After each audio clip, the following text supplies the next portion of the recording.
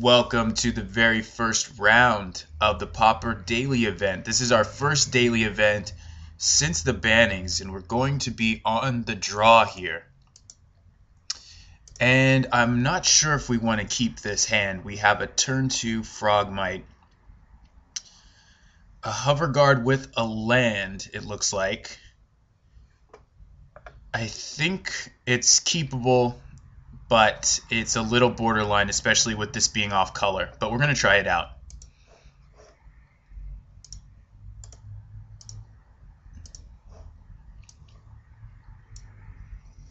He leads on a swamp. That's actually not a good sign for us.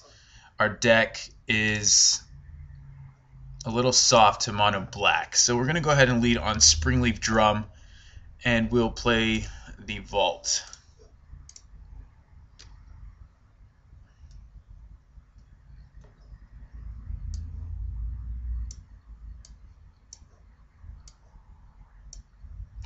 So he's a post deck. Next turn we can play Frogmite and Carapace Forger, it seems. We'll have 4 artifacts, so we could also play Hover Guard.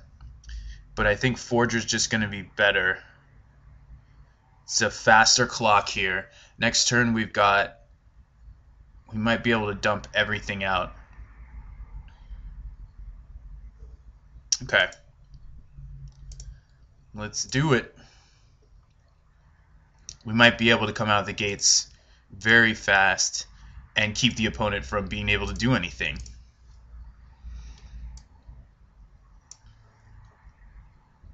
So that's all we've got for now. Next turn we have 5 artifacts. We can play this for blue. We can play Enforcer for the lands and then play the second Enforcer. Our board position is going to be very good.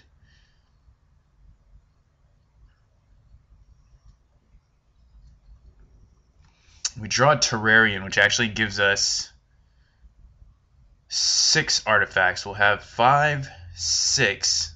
We can cast this for 1, this for 0. So we can actually send in both of these guys. Right? 5 artifacts. Cast this for 1, we have 6, and we have 2 mana open. Cast this for 1, we have 7. 1 mana open. Alright, so let's just go ahead and attack. We're going to dump our entire hand. Pretty brutal. So this hand ended up being very strong. I don't think he'll have any way of stopping it. So there's 3, 5, 6. This will cost 1. This will cost 0. And this will cost 1. And he's pretty much done. So this was a nice game. We've got 17 power on the board. He bottoms both. I mean, I don't know what he could possibly draw. Stay alive. Plays an island. He's got 3 mana. Another Oracle. So he can, at best, double block Frogmite. He's going to take 11 if he does that, or he can chump block 2 of these. He's still going to take 9, and our board looks incredible. So yeah, we're just going to bash. I mean, we could try and draw with this. I don't really see a reason to do that. So yeah, let's just attack. I mean, do we want to draw 2 cards? I suppose we could. We could add a green and a red. Alright, why not? So we'll add Gruul.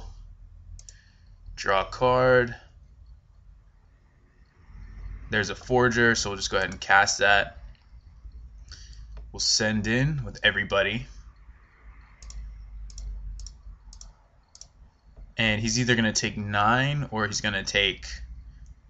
He's probably just going to chump. Nope, he's going to... Okay, that's interesting. So he keeps 1 guy alive. He's going to take 11 here. Go to 5.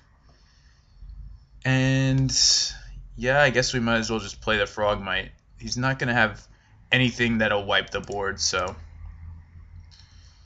just pass.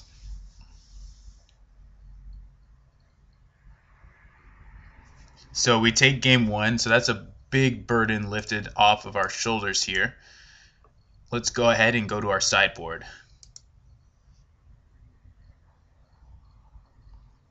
So we didn't see a whole lot of his deck. Obviously a blue-black Cloud Post deck. Could actually be blue-red. I've seen a list or two that are playing swamps, so it's possible that he's just color screwed there. Now, I think against a blue deck in general, we want to get rid of Fling, and I'm not positive that that's correct, but the fact that it can get countered and that it has a inherent 2-for-1 possibility means I think I want to take it out. Now, I also might take out some number of Galvanic Blasts. I think for now I'm going to take out 1. We want to retain all of these threats because we're going to be pressuring the opponent and we want to keep the game short and sweet for us. So we're going to take out a Galvanic Blast, and I think the only thing we're really going to bring in is Pyroblast here. We could bring in the Relic, but I think that's going to be a little too narrow. And the Pyroblast will just help us stop his blue spells from resolving, help us win a counter war, and maybe stop a Capsize or a Mnemonic Wall. So let's do it like this, and we'll go to game number 2. Alright, welcome to game number 2. We took game number 1 pretty convincingly, and our opponent goes to 6. We actually have a really bad hand here, and this is one of the downsides of the deck, is that it ends up with hands like this. Low on lands, colors suck, so let's mulligan. And this hand is very bad also. Has no lands. He's still on 6. Not sure if he's going to mulligan or not. Hopefully he does, because we're going to mulligan for sure.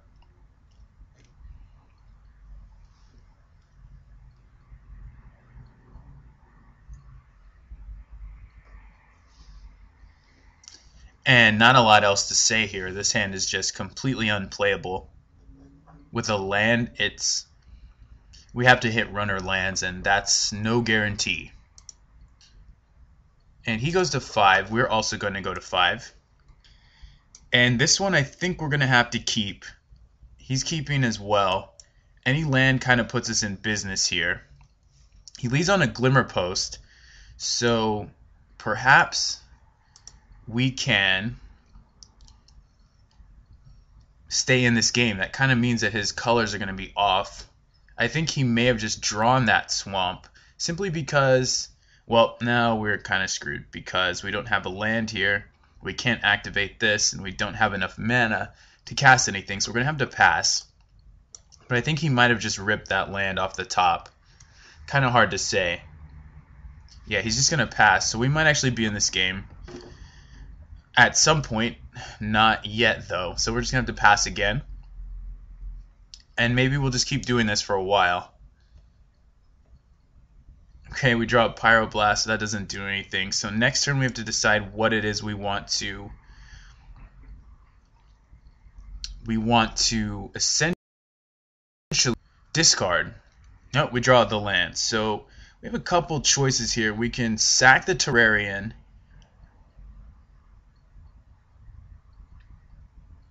but then we can't cast both of the Frogmites. I think we want to get the Frogmite count up so we can get this Mirror Enforcer down. It is very soft to Echoing Decay. I have no idea if he's playing that or not. We might want to save the Terrarian to use for a Pyroblast. So I think instead of sacking the Terrarian and making one of these guys, we're going to just play out 2 Frogmites. Unfortunately, we don't have enough mana to 1, 2, 3, 4, 5, so we don't have enough to cast this yet. And we're just going to pass from there. Oh, looks like we are getting decayed. Oh, Diabolic Edict. Alright. Well, it's good that we didn't play just one guy then. Well, that kind of sucks. Now we may have to use the Terrarian. We have another Frogmite, which we can cast for 1. But we can also Thought Cast. No, we can't Thought Cast unless we draw a land. So what do I want to do here? I could play another Frogmite, keep the artifact count high. I think that's going to be the best bet. It'll also force him to use more removal on this creature, perhaps. Otherwise, we just bash in with it. Yeah, he's just using his 1-for-1 removal on our Frogmites, which is fine. And we have a Chromatic Star, which I can then Thoughtcast with. So let's do that.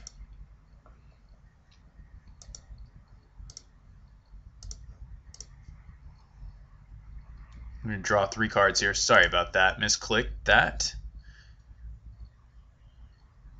There's a land, another land.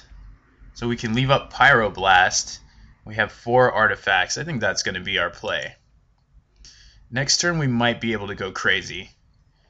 We can play double Forger. We can play Enforcer, Preordain. So we're actually going to let Preordain resolve. He found his island. We want to save this Pyroblast for something more impactful, more threatening. He keeps both cards. So he would have drawn them anyway. There's a Prophetic Prism. We're going to let that go. And we have to decide what we want to do on our turn. I think putting 8 power down is pretty good. We have another Terrarian. So if I play a land and a Terrarian, I have 6. I can play Enforcer for 1 and Carapace Forger. That's probably better, because we're not going to get to this for a while.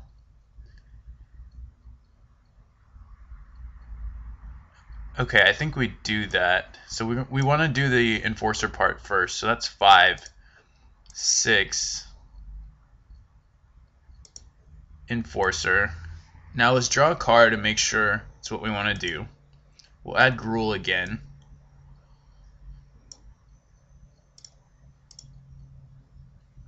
Draw a card. There's a drum, but we're just going to go ahead and play Forger.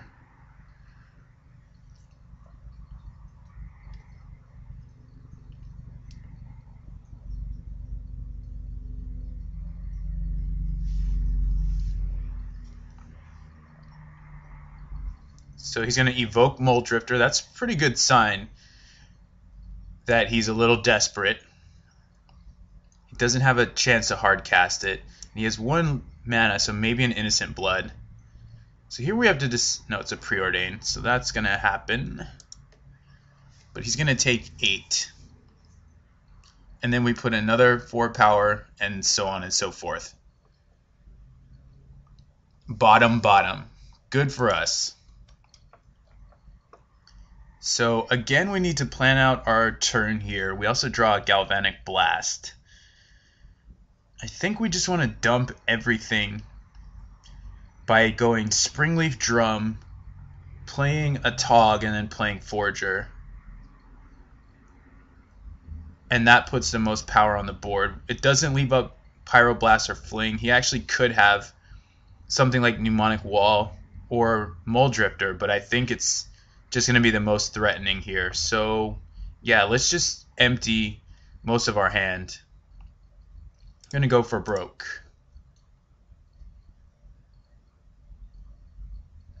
We do have to... Oh no, we don't have to sack the Terrarian to make this play, so that's a good thing.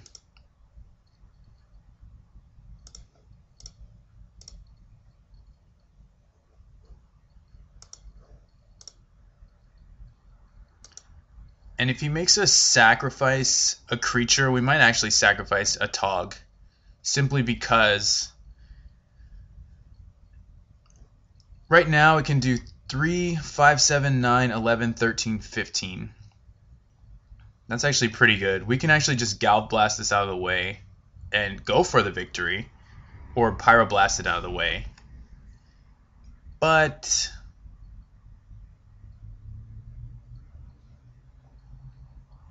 that's going all in on this, which could get hit by something like Snuff Out, I suppose, or Doomblade. It's going to Preordain. So if we blast this, he stands to take at least 12. We can actually just sack one artifact and then Galv Blast him with Pyroblast. Oh no, we can't do both. Bottom, bottom. So he doesn't have access to counter magic, so we just win here. Disfigure. Yeah, should we sack the Terrarian or should we sack a land? I think we're just going to sack a land.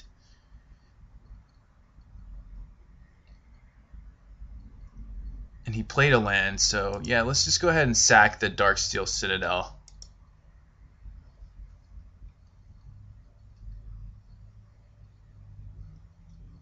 And then this should be over. Yeah, this is definitely over. I'm just going to add red-blue here. Cast Thought Cast. I mean, we don't even need to do that. There's no way we lose here, really. So I'm still going to do it. So we'll add red-blue.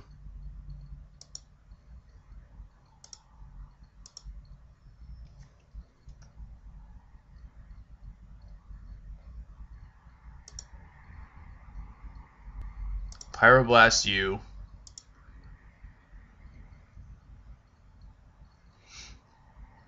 Thoughtcast.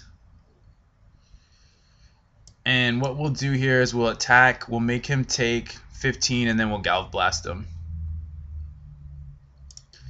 And that plays around Snuff Out. Actually, it doesn't really, because he has to pay 4. We're still just going to do it this way.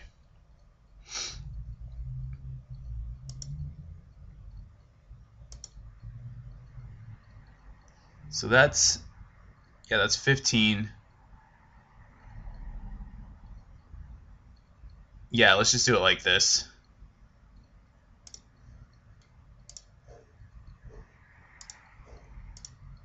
I don't know if that was the best way to go through it, but really when the opponent's tapped out, you just got to finish them off. You shouldn't be so cautious like I am, but I just am anyway. At any rate, we took the first match in a very convincing fashion, so I was very happy to see that. And we will talk to you guys for the next round. Thanks for watching.